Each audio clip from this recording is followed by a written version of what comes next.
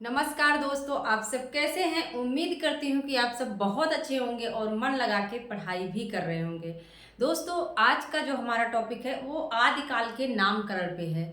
आप कोई भी पेपर उठा के देखेंगे, नामकरण से अक्सर प्रश्न पूछे जाते हैं। आप सब जानते होंगे कि आदिकाल जो है शुरुआती दौर है। तो जाहिर सी बात है, जब किसी चीज़ की शुरुआत होती है तो नामकरण करने में बड़ी समस्या होती है। देखो, अगर किसी भी व्यक्ति के कि कोई भी औरत है, कोई भी महिला है, उसके कई बच्चे हैं तो नाम रखने में दिक्कत नहीं है, छोटू मोटू गोलू रख देते हैं। लेकिन अगर बहुत दिनों के बाद जैसे किसी का वंश नहीं चल रहा है, कोई बच्चा हुआ है, तो क्या करते हैं, बहुत सारे लोग सलाह देते हैं ये नाम रख दो ये सही रहेगा, ये नाम रख दो ये सही रहेगा। तो वैसे ही आदिकाल जो है हिंदी साहित्य का प्रथम काल है, पहला काल है। और इसके नामकरण में बहुत समस्या आती है। विभिन्न विद्वान जो है इसकी प्रवृत्ति के आधार पर, जो इसकी विभिन्न प्रवृत्तियां रही हैं उसके आधार पर जो है नामकरण करते हैं। तो उसी को हम आज थोड़ा सा रिलेट करके, थोड़ा सा ट्रिक बना के याद करेंगे ताकि एग्जाम में मदद हो सके। देखो, आदिकाल जो है नामकरण और आदिकाल का जो काल विभाजन है, यहाँ से अक्सर एग्जाम में पूछे गए हैं। तो आप सब लास्ट तक वीडियो में बने रहिएगा, देखेंगे कि कितना आसानी से हम अभी याद कर लेते हैं। आइए देखते हैं क्या है आदिकाल का नामकरण। क्या है आदिकाल का नामकरण? जैसे बच्चे का नामकरण होता है ना, नामकरण, तो वैसे ही आदिकाल का नामकरण होता है। तो सबसे पहले हम देखेंगे कि आप जानते हैं कि काल विभाजन का प्रयास किसने किया, कालक्रम पद्धति से। सबसे पहले इतिहास लेखन किसने किया? कालक्रम पद्धति से मैं कह रही हूँ, कालानुक्रम पद्धति से, वर्णानुक्रम पद्धति ने, वर्णानुक्रम पद्धति से तासी ने किया था इस्तवारदार लिटरेच्योर हिंदुस्तानी में। लेकिन कालानुक्रम पद्धति का अनुसरण करते हुए ग्रियर्सन ने जो है सर्वप्रथम काल विभाजन किया। और इन्होंने पहला जो था आदिकाल, उसको क्या कहते हैं? चारण काल। क्या कहते हैं? चारण काल। चारण काल क्यों कहते हैं? क्योंकि देखो, जो उस समय के राजा थे, उनके आश्रयदाता में उनके जो है कवि, जैसे कोई भी राजा है उसके दरबार में जो राज कवि रहता था, वो उसकी प्रशंसा किया करते थे, वो राजाओं की प्रशंसा किया करते थे। जाहिर सी बात है, अगर किसी के अंडर में आप रहेंगे तो उसकी बुराई तो करेंगे नहीं, उसकी तारीफ ही करेंगे, तारीफ के पुल बांधेंगे। तो ये सब क्या करते थे? तारीफ किया करते थे, उनका जो है बखान किया करते थे। इसीलिए आदिकाल को चारण काल ग्रियर्सन ने कहा। ठीक है, चारण काल किसने कहा? ग्रियर्सन ने। अब इसको याद कैसे करेंगे? चारण मतलब चरण, चारण को कर लो चरण। क्या कर लोगे? चरण। देखो, चरण से जब आप चलोगे तो गिरियर्सन मतलब गिर जाओगे, गिरियर्सन गिर जाओगे। क्या हो जाएगा?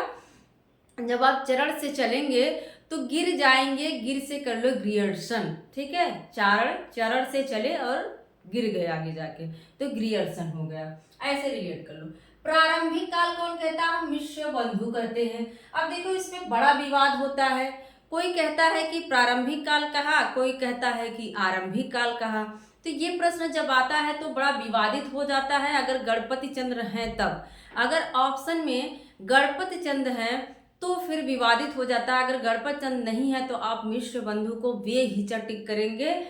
मिश्र बंधु, देखो, किसी चीज का जब आप प्रारंभ करते हो, जैसे आपको घर बनवाना है, दुकान की ओपनिंग करनी है, तो अपने भाई बंधुओं को बुलाते हैं ना। ऐसा तो है नहीं कि आप चोरी चोरी कर लेते हैं, नहीं। आप क्या करते हैं, जब किसी चीज का प्रारंभ करते हैं तो अपने भाई बंधु को बुलाते हैं। भाई बंधु से मतलब मिश्र बंधु। क्या हो जाएगा? मिश्र बंधु। बीज वपन काल कौन कहता है? महावीर प्रसाद द्विवेदी। कौन कहता है? महावीर प्रसाद द्विवेदी। बीज वपन का मतलब क्या होता है? बीज बोना। बीज बोने को क्या कहते हैं? बीज वपन काल। तो वपन मतलब होता है बोना। बहुत सारे लोग नहीं जानते होंगे तो जान लीजिए, बीज का बोना। जैसे बीज का बोना किसी फसल के लिए शुरुआती दौर होता है, वैसे ही हिंदी साहित्य में आदिकाल भी बीज के ही समान है, शुरुआती दौर है। इसीलिए महावीर प्रसाद द्विवेदी क्या कह देते हैं? यह बीज वपन काल है। क्या है? यह एक बीज वपन काल है। अब रिलेट कैसे करें? देखो, हमारे गांव में ना बीज वपन, बीज जो है सभी लोग नहीं बो पाते हैं। जैसे किसी चीज की बुआई करनी, गेहूं की बुआई करनी है, जो गांव से होंगे जानते होंगे, मैं भी गांव से हूँ, तो मेरे ज़्यादातर एग्जाम्पल जो है गांव से रहते हैं। तो देखो, किसी चीज़ की जब बुआई करनी होती है तो गांव का कोई बहुत ही स्पेशल व्यक्ति होता है जिसको लेके जाते हैं, और वो ही जो है गेहूं छींट देता है, चना छींट देता है, और बहुत अच्छे से एकदम, कहीं ना ज़्यादा रहेगा ना कहीं कम। तो वहीं से मैंने रिलेट किया, जो गांव का महावीर होता है उसी से लोग बीज वपन करवाते हैं। जो गांव का महावीर का मतलब जिसको आता है बोने, वही तो महावीर है। जो वीर है, जो महावीर है, वही क्या है, बीज को बोएगा बीज वपन काल। ठीक है। अब क्या है यहाँ, वीर गाथा काल। क्या है, वीर गाथा काल है। वीर गाथा काल आप सभी जानते हैं कि रामचंद्र शुक्ल कहते हैं, और इन्होंने आदिकाल की जो 12 रचनाएं हैं उसके आधार पर जो है उसी उसी को इन्होंने क्या रखा है, वीर गाथा काल में रखा है। लेकिन एक चीज याद रखिएगा, इन्होंने 12 रचनाओं के आधार पर नहीं, 9 रचनाओं पे। आप उस साहित्य, हिंदी साहित्य का इतिहास पढ़िए। जो अमीर खुसरो की पदावली है, अमीर खुसरो की जो पहेलियां हैं, और जो विद्यापति की पदावली है, और विसल देव रासो, इन तीनों को छोड़कर, मतलब खुसरो को छोड़ देते हैं इन 12 में से, और विद्यापति को निकाल देते हैं, विद्यापति को निकाल देते हैं, और एक है विसल देव, जो कि जिसमें वियोग आप देखते हैं बहुत ज्यादा है, राजमती का वियोग 4 खंडों में है। तो ये 3 रचनाओं को, 3 लेखक या रचनाओं को छोड़ के क्या कहते हैं, ये 9 रचनाओं के आधार पर वीर गाथा काल कहते हैं। इनका मानना है कि आदिकाल में जो रासो साहित्य है आप देखेंगे वो वीर गाथात्मक है, वीर रस प्रधान है, इसीलिए इन्होंने क्या कह दिया, इसे वीर गाथा काल कह दिया। क्या कह दिया वीर गाथा। तो रामचंद्र शुक्ल का आपको याद करने की जरूरत नहीं है, वो अक्सर सबको रटा पड़ा रहता है। अब आइए देखते हैं क्या है सिद्ध सामंत काल। सिद्ध सामंत के कौन है, राहुल सांकृत्यायन है। हमने बताया था कि इन्होंने जो है, अगर पूछे प्रथम कवि, अगर पूछे, इधर लिख देती हूँ, 2 चीज आप ध्यान रखिएगा। राहुल सांकृत्यायन, अगर प्रथम कवि पूछता है कि राहुल सांकृत्यायन ने किसे माना है हिंदी का, तो सरहपा को माना है। क्या है, अगर हिंदी का प्रथम कवि राहुल सांकृत्यायन के अनुसार पूछे तो सरहपा को माना है। और अगर सबसे बड़ा कवि पूछे, अगर हिंदी का सबसे बड़ा, शब्दों पे ध्यान दीजिएगा, सबसे बड़ा कवि अगर पूछ रहा है तो स्वयंभू को कहा है। किसको कहा है, स्वयंभू को कहा है। तो बड़े कौन है, जो खुद उत्पन्न हुए हैं, स्वयंभू। और हिंदी के प्रथम कवि कौन है, तो वो है सरहपा। ठीक है। और राहुल सांकृत्यायन ने ही खड़ी बोली को क्या कहा कि ये कौरवी है। क्या है, कौरवी नामकरण किया हुआ था। ठीक है। अब इसको याद कैसे करेंगे, देखो किसी चीज की अगर सिद्धि पानी है तो आप क्या करते हैं, हमने राहुल सांकृत्यायन को संस्कृत से याद करवाया है। इसकी पिछली वाली वीडियो में आप देखेंगे, हमने कहा कि उनका हिंदी काव्य धारा है, तो संस्कृत को एक धारा में पढ़ा जाता है। तो वैसे ही जब किसी चीज की देखो सिद्धि पानी होती है, सिद्धि पानी है, तो आप संस्कृत भाषा का जो देववाणी है हमारी, उसका प्रयोग करते हैं। संस्कृत भाषा में सिद्धि मिलती है। तो सिद्ध सामंत काल कौन कहता है, राहुल सांकृत्यायन कहते हैं। ठीक है। इसके बाद है वीर काल। वीर काल कौन कहता है भाई, विश्वनाथ प्रसाद मिश्र। ये टोटल जो है रामचंद्र शुक्ल की कॉपी कर लेते हैं, जो भी बात कहते हैं ये तुरंत कॉपी कर लेते हैं। उन्होंने वीर गाथा काल कहा तो विश्वनाथ प्रसाद मिश्र ने क्या कह दिया कि वीर काल है। इनका कहना है कि जो है आदिकाल में वीर रस से संबंधित रचनाएं ज्यादा लिखी गई, इसलिए हम इस काल को क्या कह सकते हैं, वीर काल कह देते हैं। ठीक है। अब देखो इन्होंने कहा, जैसे कि रामचंद्र शुक्ल, एक प्रश्न पूछा गया था कि किसने सर्वप्रथम श्रृंगार काल नाम सुझाया था। सुझाया और प्रवर्तक में अंतर होता है। जैसे देखो किसी को, मैंने बताया किसी को बेबी हुआ और जो है कि कोई सजेशन दे दिया कि इसको जो है इसका नाम अनामिका रख सकते हैं, तो उसकी मम्मी क्या कर देती है, नाम रख देती अनामिका। मतलब सुझाया कोई और, लेकिन नामकरण किसने कर दिया, उसकी मम्मी ने। तो वही बात है कि रामचंद्र शुक्ल ने क्या है, श्रृंगार काल नाम सुझाया था। कहा था कि इसमें श्रृंगार रस की भी प्रधानता है, श्रृंगार के संयोग वियोग पक्ष की भी रचना हुई है। तो जो है कोई अगर चाहे तो इसको श्रृंगार काल कह सकता है। तो जो है इन्होंने क्या कह दिया, रीतिकाल को श्रृंगार काल कह दिया विश्वनाथ प्रसाद मिश्र। मिश्र याद करिएगा, मिश्र में श्रा आ रहा है और श्रृंगार में भी श्रा आता है, तो आप त्रिपाठी तिवारी में कंफ्यूज मत होइएगा। मिश्र में श्रा और श्रृंगार में भी श्रा आ रहा है, तो याद कर लीजिएगा।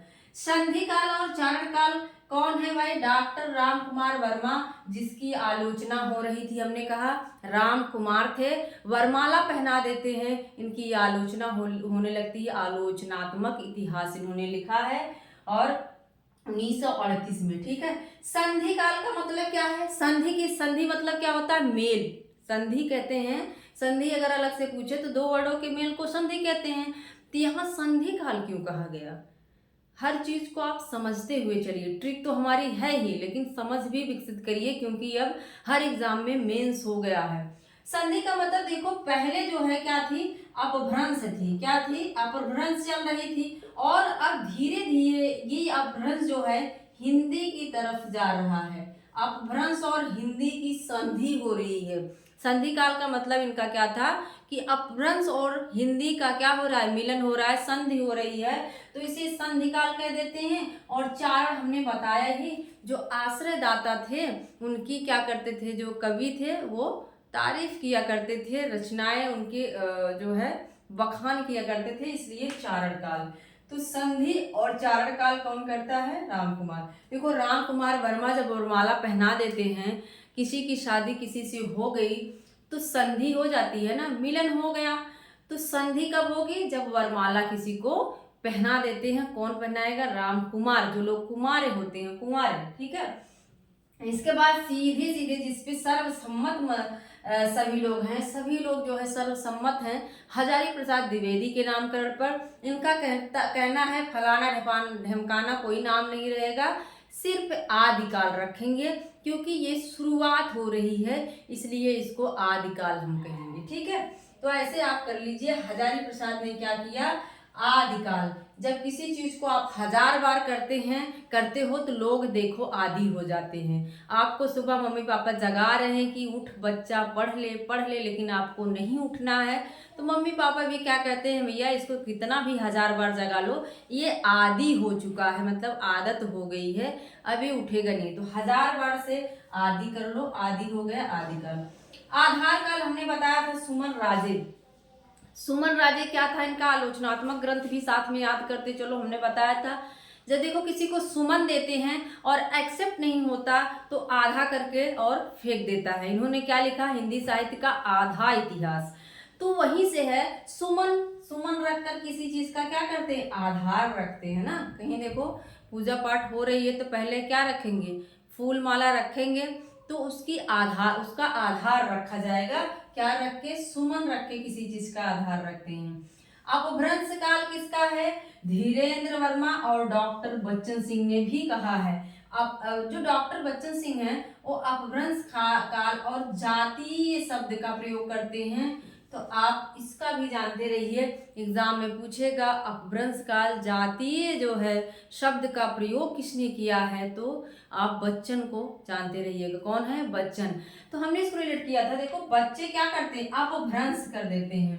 कहते हैं कि बच्चे क्या करते हैं, कोई भी खिलौना दो 2 मिनट में तोड़ के बराबर कर देते हैं, अपभ्रंश कर देते हैं, और धीरेन्द्र वर्मा भी इसी में आएंगे। इसके बाद क्या है, संक्रमण काल है। संक्रमण काल के जो है नामकर्ता कौन है, नामकरण करता कौन है, राम खिलावन पांडे। राम खिलावन पांडे। अब देखो संक्रमण काल, राम खिलावन पांडे, दो नाम है ना, राम है खिलावन है, मतलब यहाँ संक्रमण हो रहा है। क्या हो रहा है, संक्रमण हो रहा है ना। किसी को अभी राम खिलावन कर लो, किसी को जैसे खिलाते हैं, कोई बच्चा है, अभी देखो जो मूवी वगैरह में भी दिखाता है कि बच्चों को बहुत ही साफ सफाई से सब लोग लेते हैं। पहले आते हैं हॉस्पिटल में, अगर कोई गया है तो पहले क्या लगाएंगे, हाथ वो धुलेंगे और ग्लव्स वगैरह लगाएंगे, तब जाके बच्चों को छूते हैं। लेकिन गांव में क्या है, आती हैं आंचल में अपने पोंछेंगी हाथ और ले लेंगे। तो क्या है, अगर किसी को खिलाना है तो खिलाते हैं तो क्या हो जाता है, संक्रमण हो जाता है। कहते हैं बच्चों को अगर लेना है, बहुत सारी बीमारियां फैली हैं, तो उसको खिलाने से पहले साफ सूफ कर लो हाथ वाथ, नहीं तो संक्रमण हो जाएगा। क्या हो जाएगा? संक्रमण। तो किसी को खिलाने से पहले हाथ धुल लो, नहीं तो क्या हो जाएगा? संक्रमण फैल जाएगा। ठीक है। इसके बाद क्या है? उद्भव काल किसका है? वासुदेव सिंह का है। किसका है? वासुदेव का है। उद्भव किसका होता है? वासुदेव का होता है। कृष्ण का अवतार ही तो होता है, कृष्ण जन्म थोड़ी लेते हैं। कृष्ण का जो है विष्णु ही क्या करते हैं? कृष्ण के रूप में अवतार लेते हैं। तो कौन है? वासुदेव। वासुदेव का क्या होता है? उद्भव होता है। क्या होता है? और दादा दोनों में आया है तो रिलेट कर लो, दा नाम वाला है। अवहट्ट काल कौन है? भोला शंकर व्यास। भोला शंकर व्यास क्या है? औहट्ट। और जब शंकर जी का कोई देखो गाना आता, हट्ट मट्ट खंडनी पट्ट, पता नहीं क्या है, मुझे नहीं आता, वही हमने रिलेट किया था कि देखो जो भोला शंकर जी का चलता है तांडव, तांडव भी क्या चलता है? बहुत ही अलग टाइप का है, औहट्ट चलता, औहट्ट की तरह है। क्या है? भोले का जो है जो तांडव चलता है औहट्ट की तरह चलता है ना। ठीक है। भोला शंकर व्यास। जय काल किसका है? तो रमा शंकर शुक्ल रसाल। देखो जो रसाल, जो रसिक व्यक्ति होता है उसकी हमेशा जय जयकार होती है। जो भी छोटी सी बात बोलो और एकदम से गुस्सा आ जाए, इरिटेट हो जाए, उससे कोई बात करना चाहेगा? नहीं करना चाहेगा। देखो हम लोग जनगणना जब कर रहे थे, बहुत सारे लोगों से सामना हुआ, बहुत सारे लोगों का जो है व्यक्तित्व बहुत अच्छा था, मिलनसार था, जाने पे पानी पूछते थे, चाय पूछते थे। लेकिन कुछ लोग ऐसे भी थे, सिर्फ उनके पास धन दौलत थी, बड़े बड़े घर थे, उनके अंदर जो है, उनके दिल में कुछ भी नहीं था, बस उनके पास पैसा था लेकिन उनका दिल बड़ा नहीं था, बस घर ही बड़ा था। तो कहने का मतलब है कि बहुत सारे लोग देखो चाय पानी पूछते थे, जान जाते थे कि इनको प्यास लगी है, लेकिन कुछ लोग तो बाहर से ही हमें वापस कर देते थे कि ठीक है आप 2 बजे आइएगा। ये नहीं सोचते थे कि 2 बजे कितनी धूप होगी और हम लोग कैसे करेंगे। तो ये सारी चीज़ें हैं। तो रिलेट कर लो कि जो रसिक होता है उसकी हमेशा जय जयकार होती है। जो रसाल होता है, रसाल, जो रस सिक्त होता है उसकी हमेशा जय जयकार होती है। जय काल किसका है? रमा शंकर शुक्ल रसाल का है। किसका है? रमा शंकर शुक्ल रसाल का है। आइए फटाफट देख लेते हैं। देखो चरण से जब आप चलोगे तो गिर भी सकते हो, क्रियार्सन का प्रारंभ करते हो तो बंधु भाई बंधु को साथ लेते हो। बीज वपन क्या है? बीज किसी के यहाँ बोना है तो किसी महावीर को बुलाया जाता है। वीर गाथा रामचंद्र शुक्ल। सिद्धि पाने के लिए हमें संस्कृत पढ़ना होगा, सांकृत्यायन है। वीर काल कौन कह देता है? विश्वनाथ प्रसाद मिश्र। जो विश्व का नाथ है वही तो वीर है। ठीक है। संधि और चारण काल, जब राम कुमार वरमाला पहना देते हैं तो क्या हो जाता है? संधि हो जाती है, मेल हो जाता है। जब किसी को 1000 बार कोई चीज कहो और वो आदि हो जाता है, नहीं करता है। आधार कैसे होता है भाई? सुमन रखकर, फूल रखकर क्या हो जाता है? आधार रखा जाता है। अपभ्रंश काल धीरेन्द्र वर्मा। और बच्चे क्या कर देते हैं? सारी चीज का भ्रंश कर देते हैं, अपभ्रंश। जाति शब्द का प्रयोग भी बच्चन करते हैं। और संक्रमण कब होगा? जब किसी को बच्चे को आप खिलाने जाओगे, हाथ पैर नहीं धुलोगे तो संक्रमण फैल जाएगा। फिर क्या उद्भव किसका होता है? वासुदेव का होता है। और औहट्ट खंड कहते हैं कि तांडव किसका बजता है? औहट्ट तांडव और भोला शंकर का बजता है, भोला शंकर व्यास। जय किसका होगा? जो रमा शंकर शुक्ल रसाल, जो रसिक होगा। देखो हमने यहाँ पांडे के भी फैक्ट को रख दिया है और जो अलग से मेरे पास नोट्स थे उनसे भी मैंने बता दिया कि आदिकाल का नाम जो है किसने किसने रखा है। मुझे पता है दोस्तों मेरी वीडियो पे व्यूज़ कमाते हैं, लेकिन मुझे उससे नहीं मतलब है। अगर मेरे जो है पढ़ाए हुए 10-5 बच्चे भी सिलेक्ट हो जाते हैं, मेरे पढ़ाने से 10-5 बच्चों का भी जो है सिलेक्शन हो जाता है, मदद मिल जाती है, तो मुझे बहुत अच्छा लगेगा। मुझे भीड़ नहीं चाहिए, बस मुझे काबिल बच्चे चाहिए। तो मैं पूरा मेहनत करती हूँ आप सभी को क्लास में ही याद हो जाए। मेरा पूरा वीडियो देखने के लिए आप सभी का बहुत बहुत धन्यवाद। ऐसे ही वीडियो मैं देती रहूँगी, व्यूज़ आए या ना आए। मिलते हैं अगले वीडियो में। Thank you.